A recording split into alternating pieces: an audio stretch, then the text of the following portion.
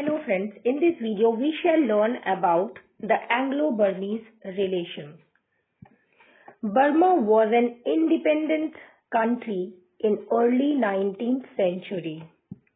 The greed for Burma's forest resources and availability of markets for manufacturing and to curb French ambitions in Burma and the rest of Southeast Asia led to three Anglo-Burmese wars, and finally the annexation of Burma to British India in 1885 was done.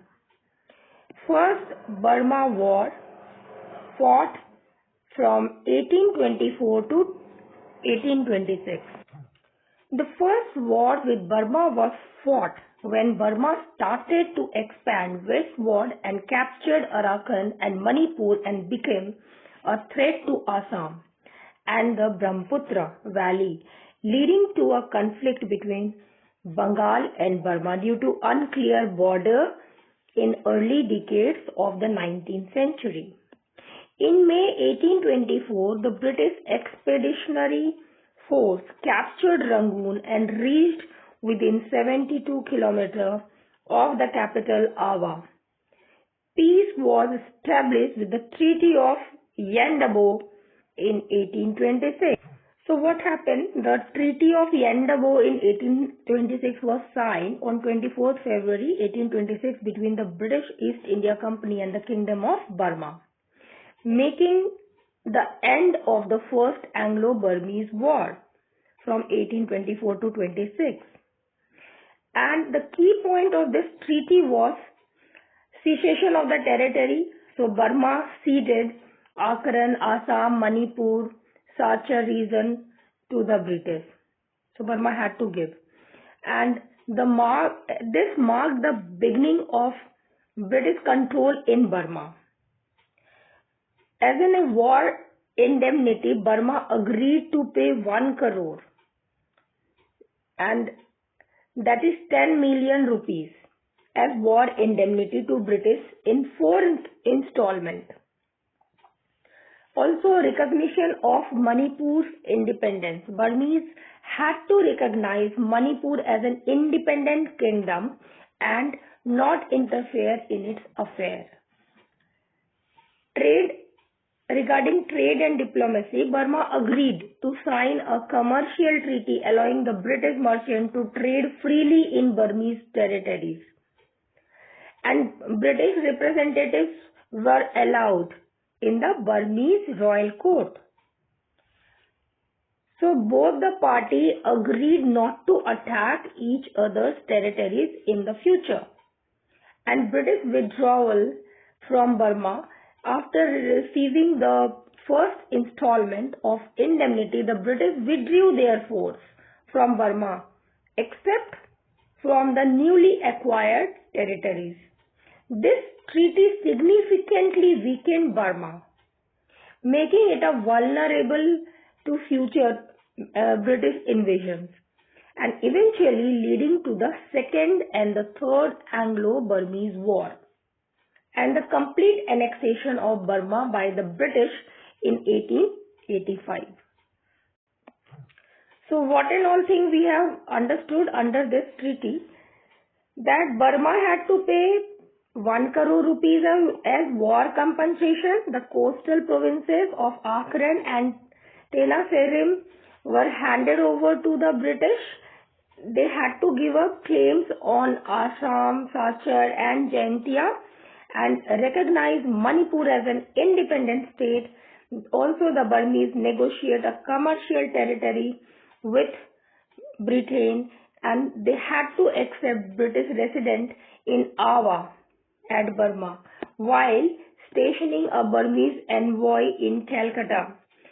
So all those things had weakened the Burma and led to the Second Anglo-Burmese War in 1852.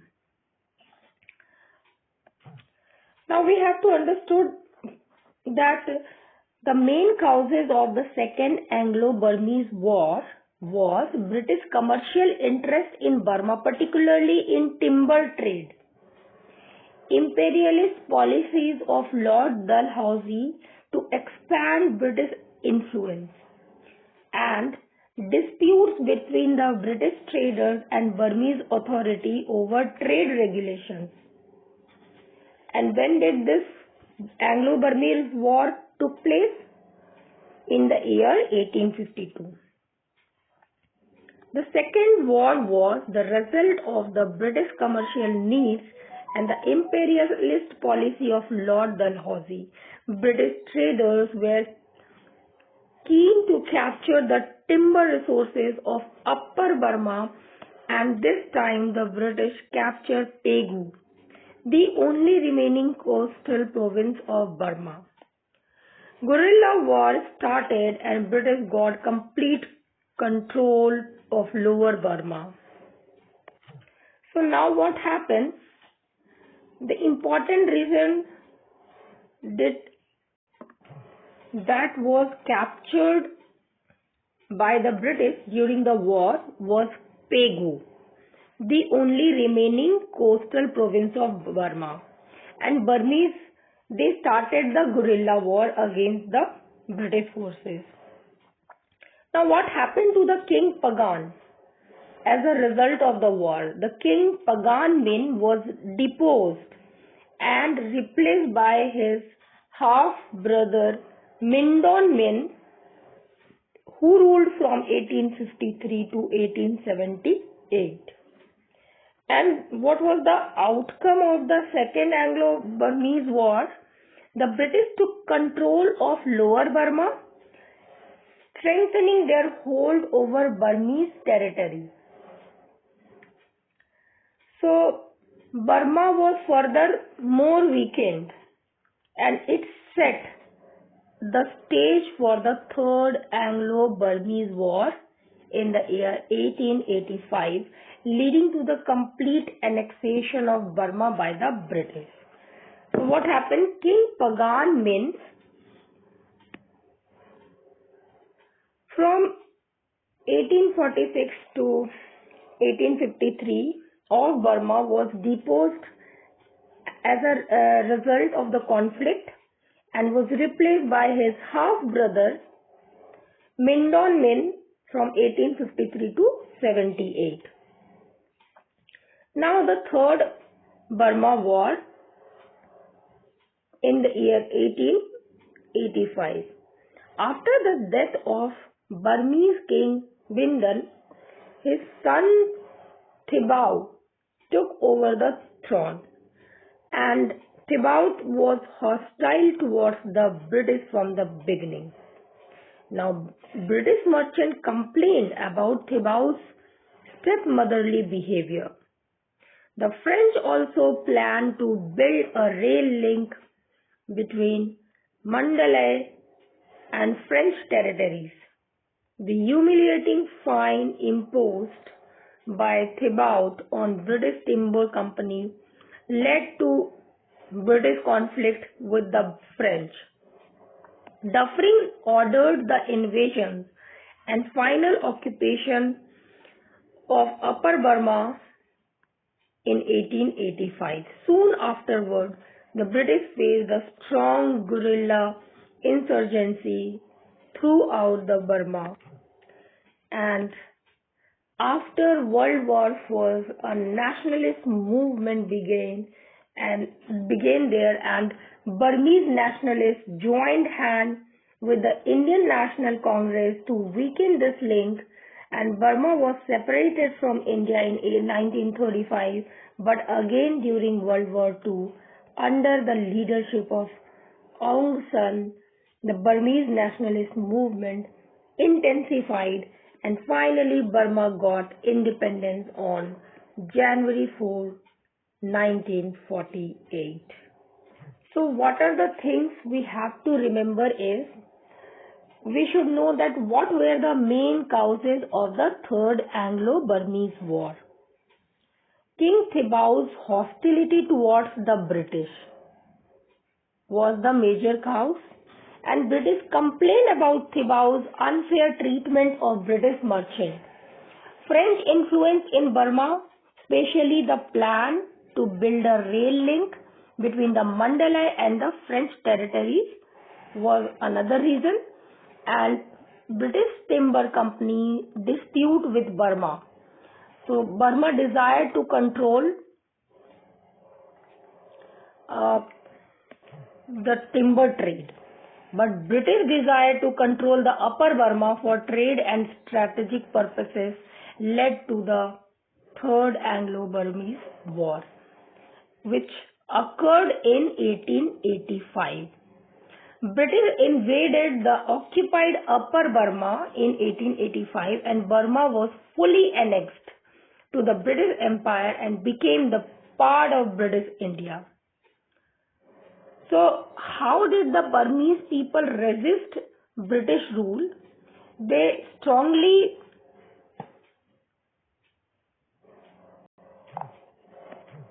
performed guerrilla insurgencies across Burma against the British occupation.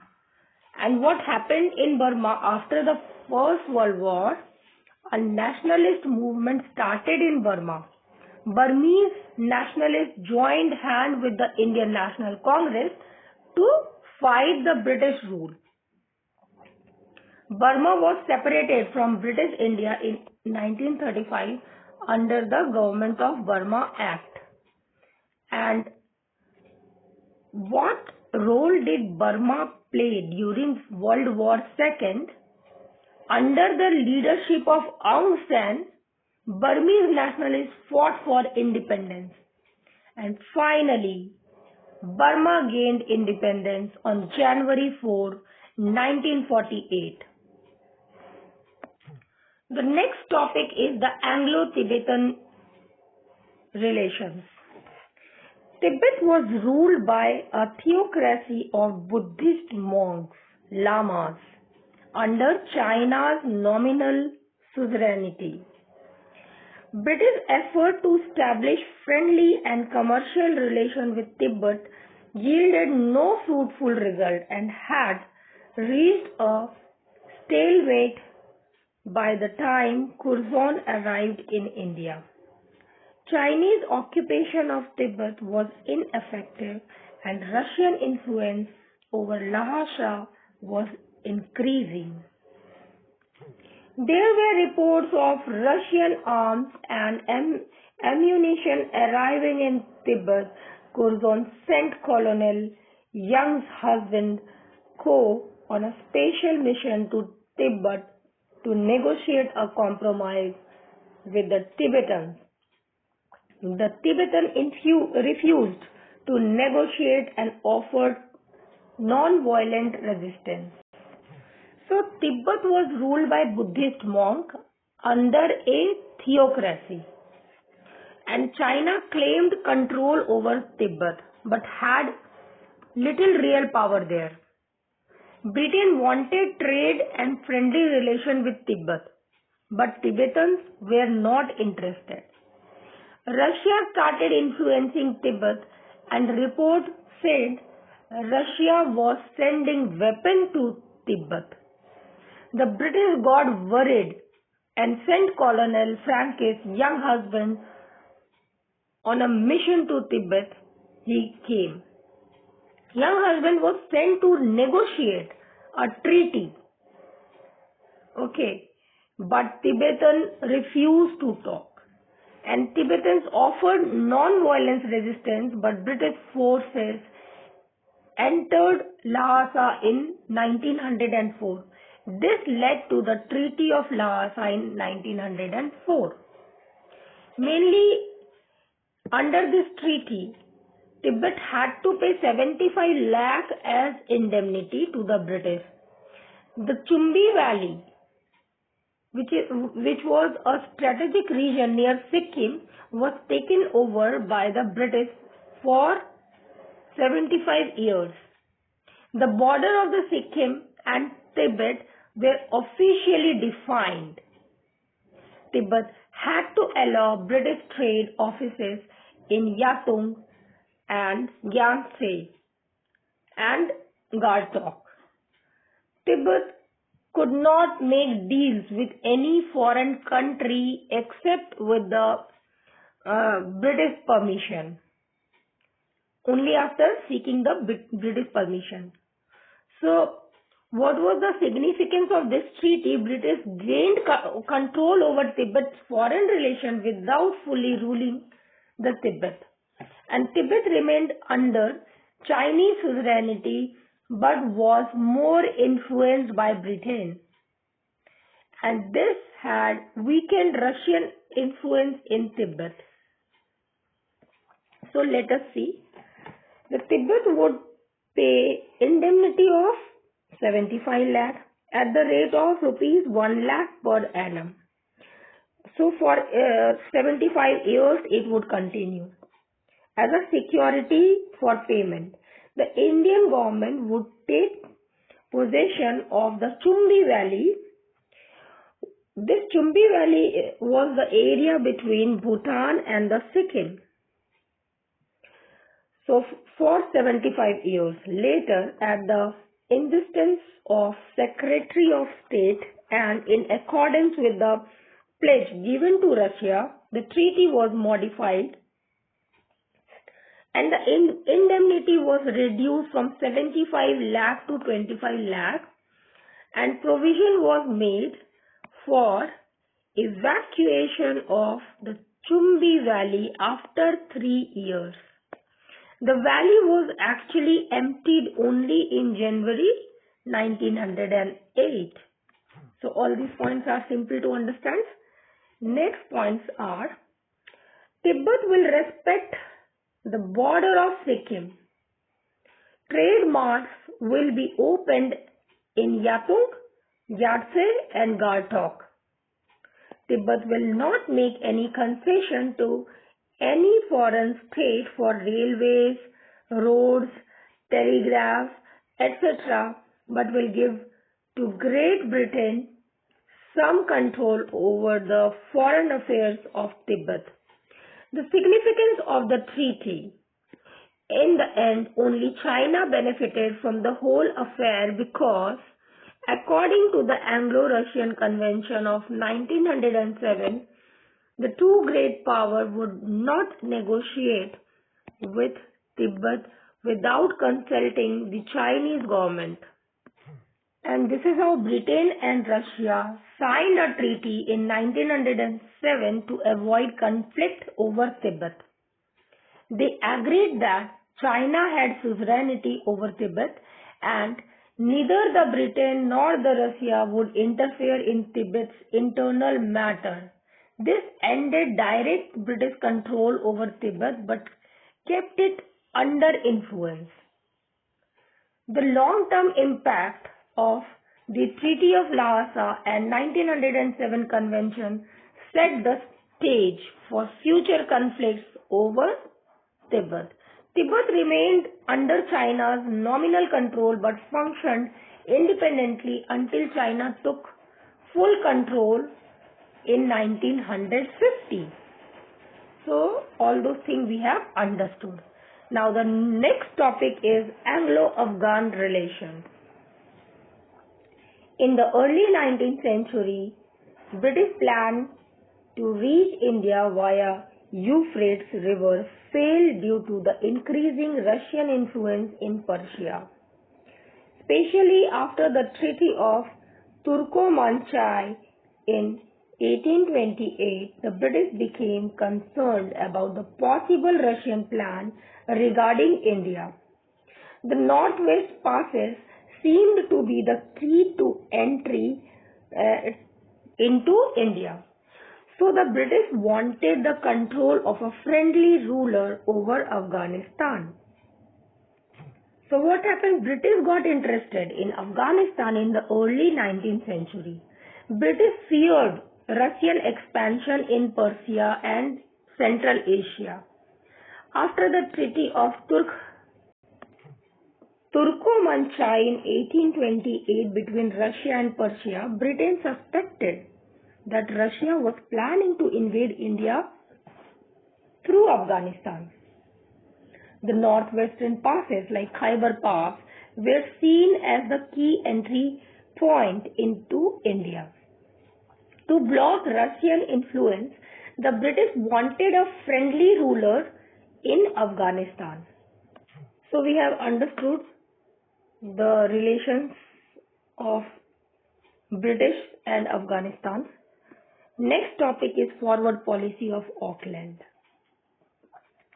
Auckland, who came to India as Governor General in 1836, advocated a forward policy. According to this policy, the company government in India would itself take the initiative to protect the border of British India from a possible Russian attack.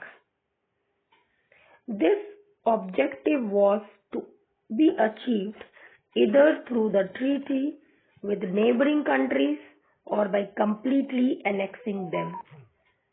So Dost Muhammad, the Amir of Afghanistan, wanted British friendship on condition that British would help him to retake Peshawar from the Sikh, and this was denied by the British government, leading Dost Muhammad to turn to Russia and Persia for help. Due to this, the British government decided to pursue its forward policy strategy, and in 1838 the British, Sikh and Shah Shuja signed the tripartite treaty.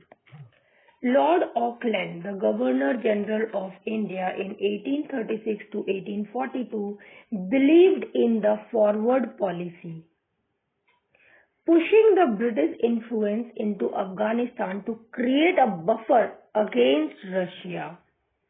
Afghanistan was then ruled by Dost Muhammad Khan, who wanted British support to recover Peshawar from Sikhs. Instead of supporting this Dost Muhammad, the British supported Shah Shuja, an exiled Afghan ruler, and in 1838 tripartite treaty was signed. Under this tripartite treaty that was signed between Britain, Shah Shuja and Ranjit Singh, the Sikh Empire ruler, Shah Shuja was placed on the Afghan throne with British and Sikh support, and Dost Muhammad was removed. But Afghans were unhappy with the Shah Shuja. So Shah Shuja was placed on the throne with the help of the Sikh. Shah Shuja conducted foreign affairs with the advice of Sikhs and the British. He gave up his sovereign authority over the Amirs of Sindh in exchange for a large sum of money. Shah Shuja recognized the claim of the Sikh ruler Maharaja Ranjit Singh to the Afghan territories on the right bank of the Indus River. The next topic is First Anglo-Afghan War. To create a permanent barrier against the invasion from the northwest, the British invaded Afghanistan and entered Kabul in 1839. And Dost Muhammad surrendered and was exiled to India. However, the Afghan people revolted against the British support, and the British supported Shah Shuja. And in 1842, British forces were ambushed during the retreat from Kabul, and almost 16,000 British soldiers and civilians were killed. Later, British force re-entered Kabul, punished the Afghan, and then withdrew, restoring Dost Muhammad to power. So Dost Muhammad surrendered in 1840, and Shah Shuja was made Amir of Afghan, but Shah Shuja was unacceptable to the Afghan, and as soon as the British withdrew, the Afghans rebelled, forcing the British to sign a treaty with Afghan chieftains in 1841, and they agreed to evacuate Afghanistan and reinstate Dost Muhammad. The British recaptured Kabul in September 1842, but this time they agreed to a truce with Dost Muhammad that acquired the evacuation of Kabul and recognition of Dost Muhammad as an independent ruler of Afghanistan. John Lawrence and policy of masterly inactivity in 1864 to 69. John Lawrence was the Viceroy of India from 1864 to 1869, and he believed in non-interference in Afghanistan's internal matters. This was called as policy of masterly inactivity, avoiding military intervention and letting Afghanistan act as a natural buffer. So this was the John Lawrence policy of masterly inactivity. John Lawrence in 1864 to 69 initiated the policy of master inaction, which was a response to the first Afghan war. Lawrence's policy was based on the fulfillment of two conditions: that the peace on the border is not disturbed and foreign help will not be given to any candidate in the civil war. Even when Dost Muhammad died in 1863, there were no war of succession, and Sher Ali established himself on the throne. Lawrence tried to foster friendship with him, and this is how Afghanistan acts as a natural buffer. The next topic is Lytton and the policy of proud reserve. So Lord Lytton from 1876 to 1880 changed the policy and followed the proud reserve policy. He wanted to reassert British influence in Afghanistan and sent a mission to Kabul. When the Afghan ruler Sher Ali refused to accept the proud reserve policy, the British declared the war. Okay. So Lytton became the Viceroy of India in 1876. He introduced a new foreign policy of proud reserve aimed at keeping the scientific boundaries and protecting spheres of influence. According to Lytton, relations with Afghanistan can no longer be left ambiguous. Second Anglo-Afghan War. So what happened in Second Anglo-Afghan War? In 1878 to 1880, British forces invaded Afghanistan in 1878 and occupied Kabul again, and Sher Ali fled and died, and his son Yaqub Khan signed a treaty with the Britain, which is called a Treaty of Gandamak, during May 1879. So Lytton offered Sher Ali a favorable treaty, but he wanted friendship with both the Russian and the British. But later Sher Ali refused to keep British envoy in Kabul, which displeased Lytton, and when the Russian withdrew his envoy from Afghanistan, Lytton decided to invade Afghanistan. Facing the British invasion, Sher Ali fled, and the Treaty of Gandamak in May 1879 was signed with Sher Ali's eldest son Yaqub Khan. So Yaqub Khan signed the Treaty of Gandamak with the British, and the key point of this treaty was British gained control over Afghan foreign policy. A British envoy was stationed in Kabul. British got territories like Kurram, Pishin and Sibi. However, Afghans soon revolted and killed the British envoy, leading to further military action. So the treaty was signed after the Second Anglo-Afghan War contained this provision. The Amir will conduct his foreign policy with the advice of the Indian government. Permanent British resident to be stationed in Kabul. The Indian government will provide assistance to Amir against the foreign invasion, but soon under public pressure, Yaqub had to abdicate the throne and the British had to recapture Kabul and Kandahar. So Abdur Rahman became the new Amir and Lytton planned the disintegration of Afghanistan but could not implement it. But Ripon decided on the policy of keeping Afghanistan as a buffer state, and after World War I, the Russian Revolution in 1917, Afghans demanded complete independence. Habibullah, who succeeded Abdur Rahman in 1901, was killed in 1919, and the new ruler Amamullah declared open war against British. Peace came in 1921 when Afghanistan gained independence in foreign affairs. So the final outcome of the Second Anglo-Afghan War was that Abdur Rahman was made a new Amir of Afghanistan.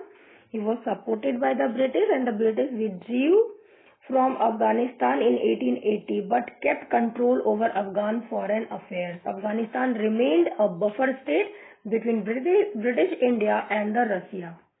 The significance of British policy in Afghanistan was that British failed to control Afghanistan directly but ensured it did not ally with Russia. The great came between the Britain and the Russia continued until the 20th century, and Afghanistan later became fully independent from British influence in 1919 after the Third Anglo-Afghan War. Now the British India and Northwest frontier. So, the conquest of Sindh in 1843 and the annexation of Punjab in 1849 extended the British frontier beyond the Indus and brought them into contact with the Baluch and Pathan tribes. The British occupation of Hunza city in the Gilgit Valley during 1891 to 92 worried Abdur Rahman, the Amir of Afghanistan, and a compromise was finally reached by drawing a boundary line between the Afghan and the British territory known as the Durand Line. But Durand Pact 1893 failed to maintain a peace and tribal rebellion soon broke out, which continued until 1898. So, when Curzon became viceroy between 1899 to 1905, he followed a policy of withdrawal and concentration. The British troops withdrew from advanced posts. So we all have discussed that how the British conquest the Sindh. During 1843, Sindh was ruled by the Amir of Sindh, Talpur dynasty. The British, led by Sir Charles Napier, attacked Sindh in 1843 and defeated the Amirs at the Battle of Miani. And Sindh was annexed to the British India and became the part of Bombay Presidency. Now, British annexation of Punjab during 1849. After Maharaja Ranjit Singh's death in 1839, Punjab became weak. The British fought two wars against the Sikh. That was first Anglo-Sikh War from 1845 to 46, British victory, but Sikh retained some of the autonomy. And second Anglo-Sikh War from 1848 to 49, British defeated the Sikh forces completely. Punjab was annexed in 1849 and became the part of the British India. British contact with Baluch and Pathan tribes. After taking Sindh and Punjab, the British frontier extended beyond the Indus River. They came into contact with Baluch and Pathan tribes who resisted the British control. There were frequent tribal uprisings in the northwest frontier. The British occupied Hunza and Nagar in the Gilgit Valley in 1891 to 92. Amir Abdur Rahman of Afghanistan was worried about the British expansion near his border. A compromise was reached, but tensions remained. The Durand Pact in 1893, signed between Amir Abdur Rahman of Afghanistan and Sir Mortimer Durand, British India. They defined the boundary between British India and Afghanistan, which was known as Durand Line. Afghanistan had to accept British control over tribal areas and Northwest Frontier Province, that is NWFP, Northwest Frontier Province. Now Khyber and Pakhtunkhwa, which is in Pakistan. However, Durand Line divided Pashtun tribe, leading to rebellion. The tribal rebellion occurred from 1893 to 1898. Many Pashtun tribes rejected the Durand Pact and revolted against the British rule. Tribal resistance continued until 1898 in the region like Waziristan, Khyber Pass and Swat. Now Lord Curzon's policy of withdrawal from 1899 to 1905, Lord Curzon became Viceroy in 1899. He followed a policy of withdrawal and concentration. The British troops retreated from advanced posts in tribal areas, and the British focused on defending key positions rather than direct control over tribal lands. This policy helped to reduce British casualties but did not fully stop tribal resistance. The British secured their northwest border but faced constant tribal uprisings. The Durand Line remains a disputed border between Afghanistan and Pakistan today, and the British policies influenced later conflicts in the northwest frontier and Afghanistan. So, this is how the British conquest of Sindh, Punjab expanded their frontier, bringing them into the conflict with Baluch and Pashtun tribes. Despite the Durand Pact in 1893, tribal rebellions continued. Lord Curzon's withdrawal policy reduced the tension but failed to ensure the lasting peace, leaving a legacy of unrest in this region. Overall, Curzon's policy resulted in peaceful northwest frontier. In January 1932, it was announced that northwest frontier province would constituted as a governor's province, and this province belongs to Pakistan since 1947. This is all in this video, and in the next video we shall continue our spectrum series, and we have completed chapter 5, and in the next video we shall start the chapter 6. Till then, keep learning.